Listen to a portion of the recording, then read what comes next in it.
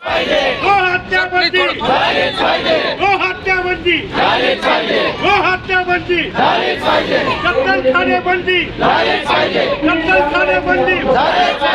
गोरक्षण सेवा संघ महाराष्ट्र राज्य परळी वैजनाथ व सकल हिंदू समाज परळी वैजनाथ यांच्या वतीने गेल्या 5 दिवसांपासून कत्तलखाना बंद करा, गो हत्या बंद करा यासह अन्य प्रमुख मागण्यांसाठी आमरण उपोषण सुरू करण्यात आले।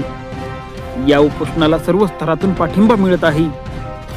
आज अखेर दिनांक 8 मार्च रोजी परळी शहरात सकल हिंदू समाजातील सर्व बंधू आणि माता भगिनींनी एकत्रित येऊन सामूहिकरित्या या उपोषणाला पाठिंबा देण्यासाठी मूक मोर्चा काढण्यात आला।